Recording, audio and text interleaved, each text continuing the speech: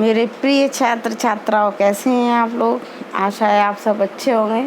स्वागत है आपका आपके अपने चैनल पर। और मैं डॉक्टर सुनीता वर्मा आज आपको काव्य मंजरी के अंतर्गत सुमित्रा नंदन पंत के बहुविकल्पी प्रश्न और उसके उत्तरों को बताने जा रही हूँ। बच्चों, ये आपकी परीक्षा की दृष्टि से बहुत महत्वपूर्ण प्रश्न उत्तर हैं। इसको आप अपनी कॉपी में नोट डाउन कर लीजिएगा, ये आपकी सहायता करेंगे। चलिए तो आरंभ करते हैं हम। पहला प्रश्न है अपना, सुमित्रा नंदन पंत का जन्म कब और कहाँ हुआ था। तो ऑप्शन है पहला 1880 उत्तर प्रदेश में, फिर दूसरा है 29 दिसंबर 1970 ईस्वी में, तीसरा है 20 मई 1900 में, और चौथा ऑप्शन है कि इनमें से कोई नहीं।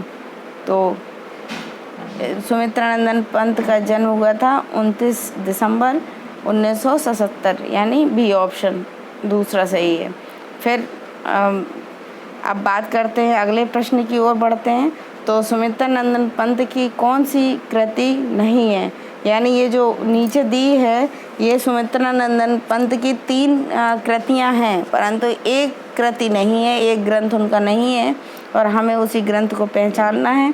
तो पहला है गुंजन, दूसरा है इनका पल्लव, तीसरा है कला और बूढ़ा चांद, और चौथा है रागनी। तो आप सब जानते हैं कि गुंजन, पल्लव, कला और बूढ़ा चांद वो इन्हीं की कृतियाँ हैं। तो इसका मतलब है कि ये चौथा ऑप्शन इनका नहीं है, यानी ये इनका ग्रंथ नहीं है। हम बढ़ते हैं अगले प्रश्न की ओर। अगला प्रश्न है, सुमित्रा नंदन पंत जी की किस कृति के लिए ज्ञानपीठ पुरस्कार प्रदान किया। हाँ, ये इम्पोर्टेंट प्रश्न है, इसमें इम्पोर्टेंट लगा लीजिए बच्चों, ये आएगा।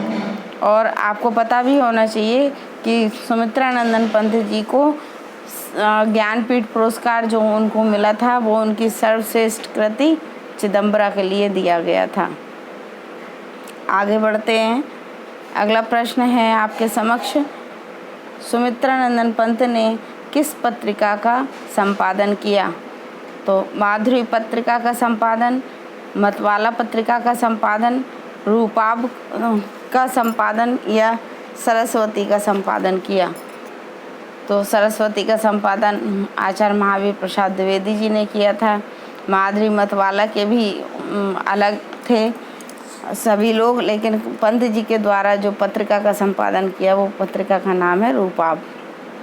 अगला प्रश्न है, पंत जी की कविताओं की मुख्य विशेषता क्या रही है।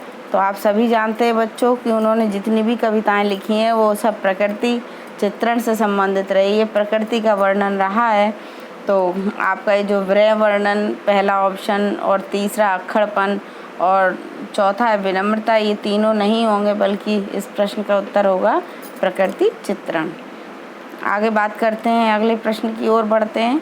तो पंत जी को कहा जाता है, पंत जी को देखिए क्या कहा जाता है, आत्मापरक लेखक, या प्रकृति के चितेरे, या कोमल हृदय वाला कवि। तो आप सब समझ गए होंगे इस प्रश्न का उत्तर। इसका उत्तर है बी, प्रकृति के चितेरे। अगला प्रश्न है, एक प्रथम रश्मि का आना नामक जो कविता पंत जी ने लिखी है उसमें प्रकृति को वो क्या मानते हैं। तो एक जीवित स्पंदन मानते हैं, या एक मृत स्पंदन मानते हैं, या मानव के सदृश हृदय की तरह मानते हैं, या फिर इनमें से कोई नहीं। तो उन्होंने प्रकृति के चितेरे रहे हैं, तो निश्चित रूप से प्रकृति में उन्होंने जीवन को देखा है, जीवन स्पंदन को देखा है। तो इसका उत्तर हो जाएगा ए, एक जीवित स्पंदन। तो बच्चों, ये थे आपको सुमित्रा नंदन पंत से संबंधित अति महत्वपूर्ण बहुविकल्पी प्रश्न और उसके उत्तर। आशा है ये वीडियो आपको अच्छा लगा होगा, और कमेंट बॉक्स में अवश्य लिखिएगा अच्छा लगे तो। और बहुत बहुत धन्यवाद आप सभी को। मेरे वीडियो को लाइक कर दीजिएगा, सब्सक्राइब कर दीजिएगा और शेयर कर दीजिएगा आपस में, ताकि अधिक से अधिक लोग इसका लाभ उठा सकें। धन्यवाद।